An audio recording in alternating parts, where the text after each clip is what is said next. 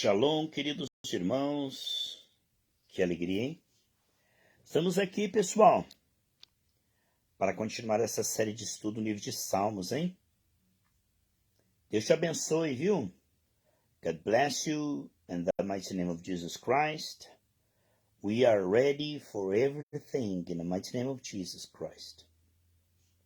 Você que está com a sua Bíblia, vamos lá. Salmo 9. Ação de graças por um grande livramento. Salmo de Davi. Para o cantor Mor. Sobre Mutilabem. Eu te louvarei, Senhor, de todo o meu coração. Amém, meus irmãos? É assim que devemos louvar o Senhor. Pelo que Ele é, pelo que Ele tem feito, adorá-lo, né, irmãos? Eu te louvarei, Senhor, de todo o meu coração. Contarei todas as tuas maravilhas. Vamos testemunhar, pessoal? Não te esqueça de nenhum dos seus benefícios, viu? Testemunhe o que Deus tem feito e Deus vai te dar novos testemunhos, hein? Coração agradecido atrai a bênção do Senhor, viu? Não guarde segredo a respeito do que Deus tem feito de bom, anuncia entre o seu povo, viu? Contarei todas as suas maravilhas. Em ti me alegrarei, saltarei de prazer, cantarei louvores ao teu nome, ó Altíssimo. Meus irmãos, olha só a alegria do salmista em ter Deus como seu ajudador, seu amigo. Olha que bonito esse versículo, pessoal. Em ti me alegrarei, saltarei de prazer. Cantarei louvores ao teu nome, ó Altíssimo. O Yahweh Elion, o Deus Altíssimo, aquele que está acima. Então esse é um salmo de ação de graças por um grande livramento. Davi vê que Deus é o que julga, é o que exalta o humilde, é o que tem assentado um trono acima de todos os tronos, não é? Um Deus que está todos os dias no controle daqueles que pensam que estão no controle, hein? Deus tem o poder acima de todos os homens. Deus deu livre-arbítrio? Deu. Mas tudo tem um limite, né, pessoal? Deus tem a última palavra, viu? Deus sabe como punir o homem. O homem tem livre-arbítrio, faz escolhas, mas Deus sabe intervir, né? Porquanto os meus inimigos retrocederam e, olhe, caíram. Os inimigos retrocederam e caíram, pereceram diante da tua face. Davi está reconhecendo que teve a participação de Deus na sua vitória. Olha, o teu inimigo, a doença, a dívida, a depressão, pecado, os efeitos do pecado, tá bom? Teus inimigos retrocederam. Você crê nisso, pessoal? Os inimigos retrocederam. Caíram e pereceram diante da tua face. Pois tu tens sustentado o meu direito. Olha o sangue de Jesus nos justificando. E a minha, olha lá, causa. Tu te assentaste no tribunal julgando justamente. Então Deus é um Deus justo. É um Deus que toma a sua causa que você pôs na mão dele, né? Deus não faz acepção de pessoas, mas Deus toma a sua causa que você colocou na mão dele. Davi está dando graças a Deus. É um salmo de ação de graças, hein? Porque Deus ajudou Davi nessa batalha aí, ó. Você que está lendo esse salmo aqui comigo, estudando salmos. Há um Deus que peleja por aqueles que estão com ele. Deus não vai assinar embaixo o que é injusto. Mas se você está debaixo do sangue de Jesus procurando fazer a coisa certa, pessoal, Deus é o seu juiz, seu advogado. Né? Repreendeste as nações, pessoal. Deus julga as nações, hein? Todos os séculos, pessoal. Há um Deus que julga as nações, viu? Olha a grandeza de Deus, pessoal. Ele é maior do que as nações. Quando você pensa em uma nação, algo tão grande, né? Uma nação.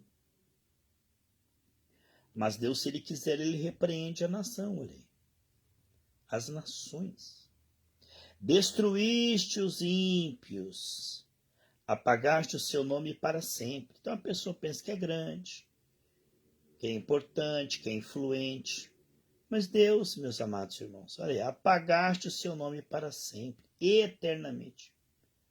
Aonde estão eles agora? Aonde está a sua influência, o seu poder? Aonde estão? Grandes líderes que hoje estão reduzidos a pó e cinza. Não tem nenhum poder nas nações mais. Hoje estão lá sofrendo tormento eterno, né? Num dia são grandes, no outro dia o seu nome é apagado para sempre. Ó inimigo, consumaram-se as assolações. Tu arrasaste as cidades e as memórias. Pereceu com elas a sua memória. A memória das cidades importantes. Como Deus é grande, né, pessoal? A sua memória pereceu com elas. Então, Deus repreende as nações e arrasa as cidades, ou seja, por causa do pecado, né, pessoal? Deus é um Deus que tem que punir aquele que não se arrepende, né? Claro que Deus quer salvar. Deus enviou Jesus não para condenar, mas para salvar, né? Desde que haja arrependimento. Não havendo arrependimento, o pecado vai amadurecer e vai gerar consequência, que é a morte, né? Então, é isso que está acontecendo. Por causa da intercessão dos santos, o mundo não apodreceu, é o sal da terra, né? Mas como o mundo tem retrocedido, as cidades têm sofrido, por causa do pecado. Terremotos, furacões, vulcões. Isso não existia quando Deus criou o mundo, era tudo perfeito, né? Mas tudo isso aí o mundo está sofrendo, pessoal. Os animais, a natureza, né? Toda a criação geme, aguardando a manifestação da glória de Deus através de seus filhos. Deus vai criar novos céus e nova terra. Mas o pecado faz com que a terra sofra, né? Olha aí, precisamos orar e interceder, né, pessoal? Mas o Senhor está assentado perpetuamente. Já preparou o seu tribunal para julgar, entendeu? O juízo final será em breve. Mas Deus é um Deus que julga, não é? Ele mesmo julgará o mundo com justiça. Julgará os povos com retidão. Então Deus não vai jamais compactuar com o erro, com o pecado, com a injustiça, entendeu? Deus é um Deus que julga. O juízo final será em breve. Mas já o pecado faz com que a cidade sofra agora. O Senhor será também um alto refúgio para o oprimido. Então você veja que Deus faz separação. Ele não castiga o ímpio junto com o justo, né? Deus conhece o coração de cada um, ele confia nele. Então, ao mesmo tempo que o mundo vai de mal a pior, Deus é um Deus que é um alto refúgio. Veja aí. Ele é um alto refúgio para o oprimido. A viúva, o órfão, o necessitado que clama ao Senhor. Então, ao mesmo tempo que Deus pune os poderosos, Deus protege os desamparados que clamam a Ele. Então, Deus é tão lindo, pessoal, que Ele levanta a igreja para orar. Como diz Ezequiel 22:30, né? Ele fala, olha, eu tenho que punir essa cidade, mas eu estou levantando você para ficar na brecha para interceder, para que eu possa dar tempo para eles se arrependerem. Então Deus levanta intercessores, é por isso que o mundo não foi destruído, por causa da oração da igreja. Se o mundo soubesse, quando a igreja for arrebatada, como é que vai ficar esse mundo? Esse mundo não está totalmente destruído por causa da oração da igreja, que Deus opera, né, pessoal? Deus diz, olha, procurai paz naquela cidade que vocês forem, porque na paz da cidade vocês pregarão o evangelho, né? O Senhor, então, é um alto refúgio para o oprimido, ele é um alto refúgio em tempos de angústia. Então, enquanto os povos estão colhendo angústia, destruição, juízo, aqueles que temem ao Senhor, que se humilham, são protegidos, né? Como diz o Salmo 37:19, que nos tempos de crise, aqueles que temem ao Senhor terão sobra de recursos. Vamos ver aqui algumas notas. Os Salmos 9 e 10 formam um poema alfabético, acróstico. Ou seja, o Salmo 9 e 10, ele forma um acróstico. É como se você começasse uma poesia, que esses salmos são cânticos, né? Começasse um cântico, a primeira linha começasse com a letra A, a segunda linha com a letra B, a terceira linha com a letra C, D, entendeu? Um acróstico é isso aí. Então, se começa com alfa, beta, gama, delta, né? O aleph, aí as letras do alfabeto grego e o alfabeto hebraico. No caso do Antigo Testamento, no hebraico, no aramaico. Aleph, Bet, Gimel, Dalet, entendeu? Olha só. Então ele diz aqui, o Salmo 9 e o Salmo 10 formam um poema alfabeto acróstico, né? Em que as palavras iniciais de cada estrofe correspondem às letras do alfabeto hebraico. As Bíblias gregas e Vulgata, né, latina, contam estes dois salmos como único. Então eles juntaram, né? O Salmo 9 e o Salmo 10 na Bíblia hebraica é separada, mas na Bíblia grega e na Vulgata latina é um salmo só. Embora o Salmo 9 fale das nações estrangeiras corruptas, né? E o Salmo 10 trate da corrupção da nação de Israel, entendeu? Vamos ver. Aqui no versículo 3 diz, pereceram, juízo sobre nações perversas ocorreu durante toda a história de Israel e irá culminar no dia do juízo final. Então Deus está sempre julgando as nações. Passou o império egípcio, o império assírio, o império babilônico, o império medo-persa, o império grego, o império romano, o império nazista, o império fascista, todos esses impérios passaram. Deus trouxe juízo sobre as nações. 9.5. Ter o nome da família ou da tribo apagado por sucessivas gerações era considerado pelas culturas antigas um evento trágico. A presença, a preservação, manter. A preservação do nome era alvo de enorme cuidado. Por exemplo, quando acabou a Segunda Guerra, o sobrenome Hitler foi apagado. Ninguém mais tem o sobrenome Hitler. Os familiares mudaram o nome e o sobrenome para que ninguém mais tivesse o sobrenome Hitler. Julgará. Isto é reforçado por Paulo no Areópago, no Monte de Marte. Deus fala que Deus julga, né? Atos 17:31. Vamos ver, Salmo 9, versículo 10 diz assim: em ti confiarão os que conhecem o teu nome. Em ti confiarão os que conhecem o teu nome, porque tu, Senhor, nunca desamparaste. O Senhor nunca desamparaste os que te buscam. Tá vendo que lindo esse versículo? Em ti confiarão os que conhecem o teu nome, porque tu nunca desamparaste os que te buscam. E a nota aqui no rodapé diz o seguinte. Isso aí tem depois na seção 5. Uma nota sobre isso, tá? O nome é um símbolo poético. E vamos ver aqui. apontou para a totalidade da pessoa e da personalidade que representa. Então, o nome representa a própria pessoa, tudo que ela é, tá? Tudo que ela representa. Aqui representa o caráter e a fidelidade de Deus.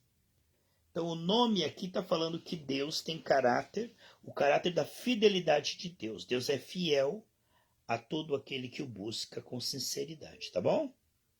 Então, a palavra nome aqui significa o caráter da fidelidade de Deus àqueles que o buscam com coração sincero.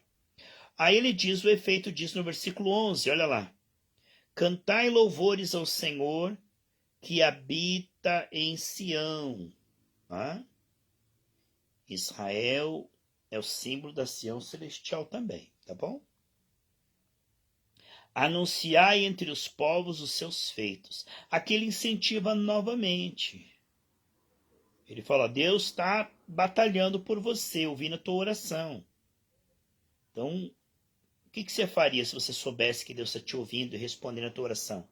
Você não é como Tomé que tem que ver para crer, né? Lá em Colossenses 4:2 diz que nós devemos vigiar nas nossas orações, enquanto nós aguardamos, depois de ter feito tudo, com louvores, com ações de graças. Né? O que Davi está incentivando aqui é a pessoa crer e agir com fé. Adoração é a fé no mais alto nível, né? Quando você adora e agradece, você tem tanta certeza, né? Que Deus te ouviu, que Ele está agindo, nem que você não tenha nenhuma evidência no visível, mas você tem tanta certeza que Deus está agindo, como aquela frase, né? Está destravando. Está destravando. Eu percebo que está destravando. Na minha fé. É como Elias falou, não tinha nenhuma nuvem, né? Mas ele falou, eu vejo o barulho, um ruído de uma abundante chuva. A fé, ela ouve e vê pelo Espírito, tá bom? Cantai louvores ao Senhor que habita em Sião. Anunciai entre os povos. Então dá testemunho aí, ó. Anunciai entre os povos seus feitos. Pois inquire do derramamento de sangue. E lembra-se dele. Não se esquece do clamor do aflito. Então Deus está vendo o sofrimento, a injustiça. Aqueles cristãos da igreja subterrânea, cristãos perseguidos, torturados por amor a Cristo, o sangue que foi derramado, as nações que fizeram com que os cristãos sofressem, né? Hoje mesmo vamos orar pelos cristãos na igreja perseguida aí na Coreia do Norte, em Mianmar, Indonésia, na China, na Rússia, cristãos perseguidos nos países islâmicos, não é? Cristãos perseguidos nos países africanos. Olha só. Deus não se esquece do clamor dos aflitos, pessoal. Deus não se esquece do clamor dos aflitos. Tem misericórdia de mim, Senhor, e vê como fazem sofrer aqueles que me aborrecem. Como me fazem sofrer aqueles que me odeiam, meu Deus. Tu levantas das portas da morte. Né? Então Davi está dizendo aqui, Senhor, estou sofrendo, né? Eles dizem que não há Deus, mas há Deus sim. Né? Então ele está dizendo aqui, oh meu Pai. Né? Ele está dizendo, oh meu Deus. Tem misericórdia de mim, como me fazem sofrer os que me odeiam. Tu me levantas da porta da morte. Então portas eram locais.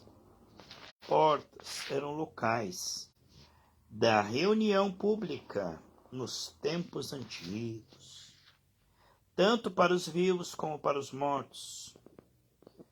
As duas portas são vivamente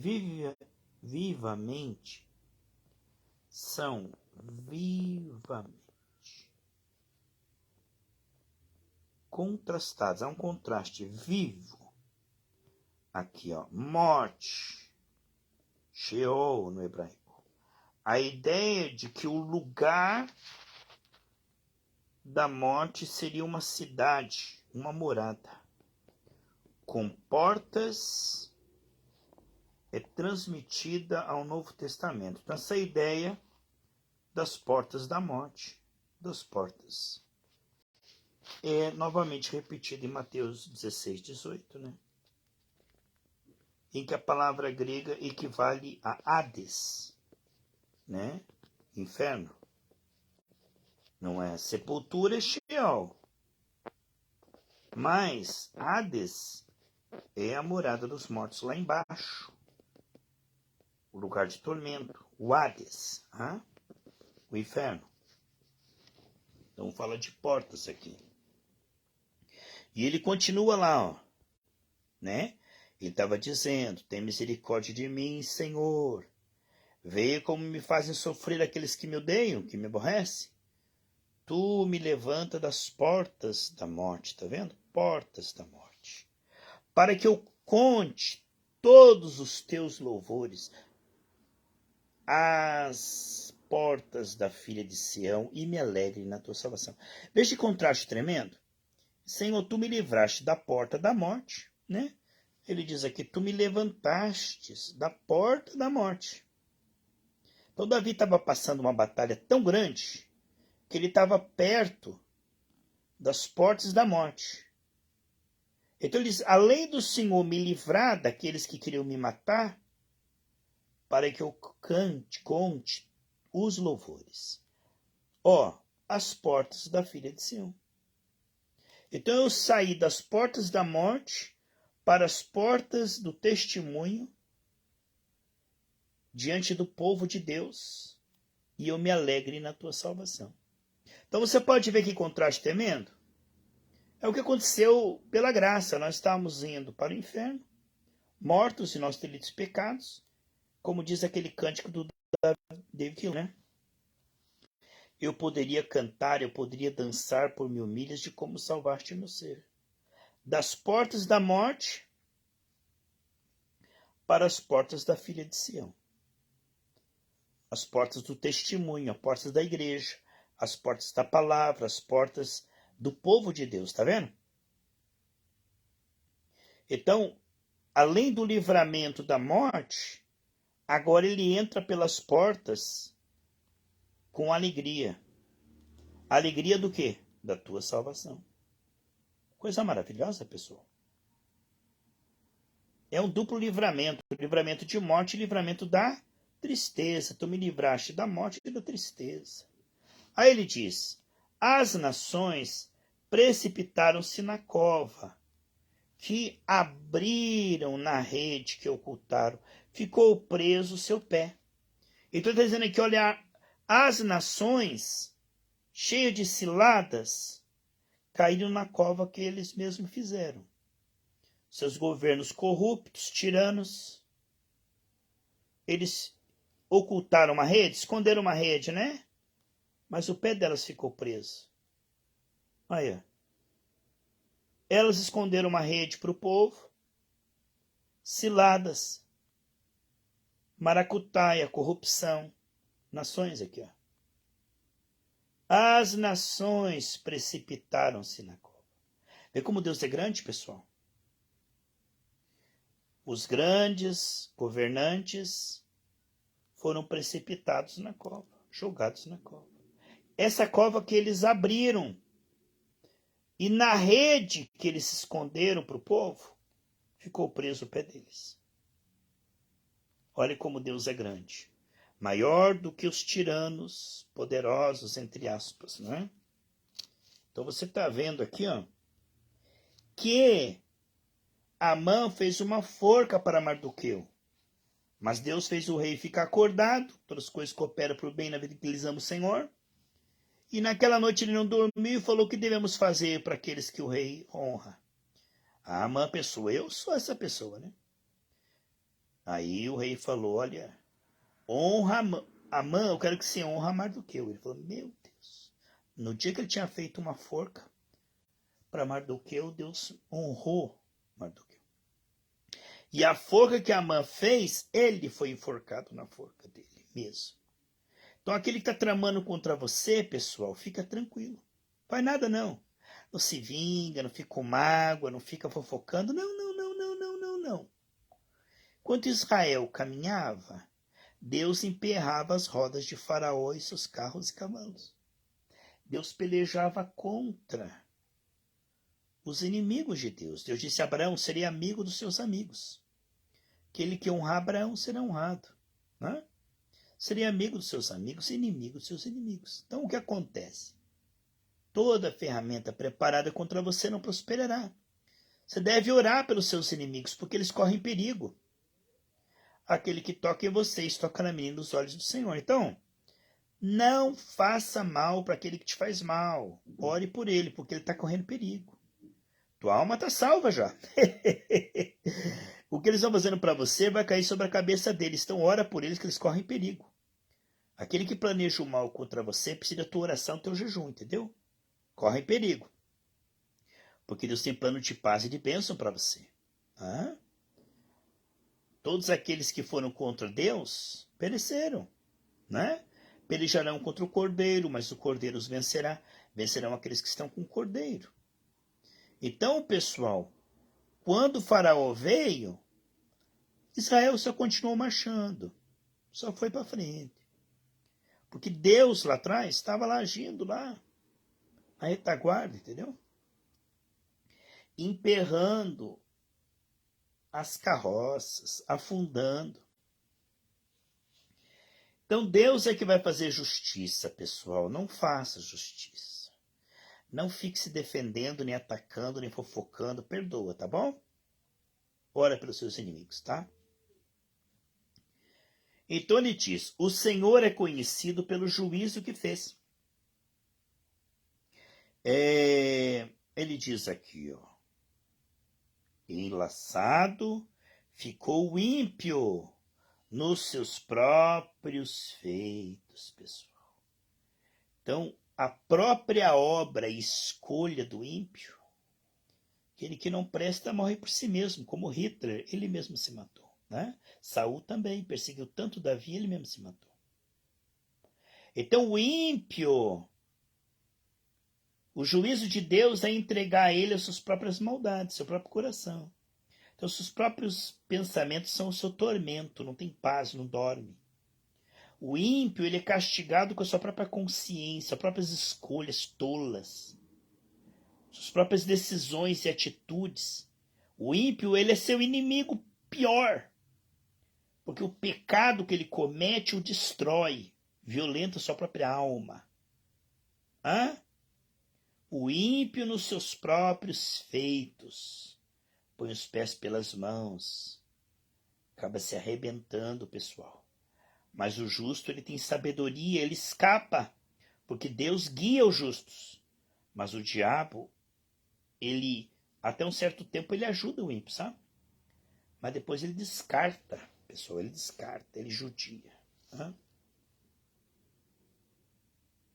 Então aqui diz assim, nas notas aqui, ó. Vamos ver aqui, ó.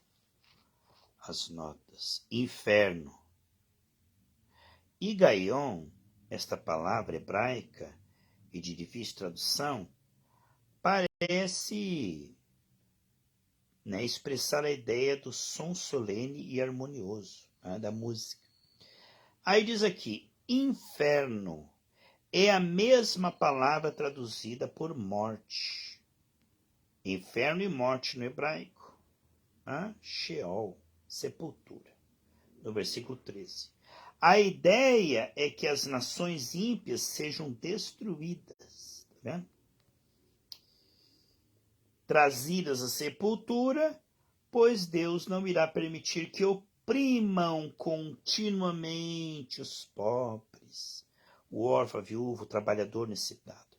Então o governo tirano tem contra eles o governo justo de Deus. O ímpio não vai se estabelecer pela sua injustiça. Deus peleja contra o corrupto tirano, o governante cruel, que oprime a viúva, o órfão, o necessitado, pessoal. Então Deus irá destruir aqueles que oprimem continuamente os pobres. Deus, queremos orar pela Coreia do Norte, Pai, pela China comunista, pela Rússia, por Mianmar, por aqueles países que proíbem a pregação do evangelho, os países comunistas, islâmicos, Senhor. Olha aí, Senhor, a tua palavra diz que o Senhor julgará os tiranos para que o teu povo possa pregar o evangelho, porque o Senhor está vindo, Jesus. Esse evangelho será pregado a toda criatura, né? Então, Senhor, olha aí, Senhor. Trata com esses governantes corruptos que roubam, que enganam o povo, Senhor. A igreja está em oração, meu Pai. Faz justiça, meu Deus, ao pobre, ao aflito, necessitado. Olha aí, Senhor, os governos tiranos, corruptos.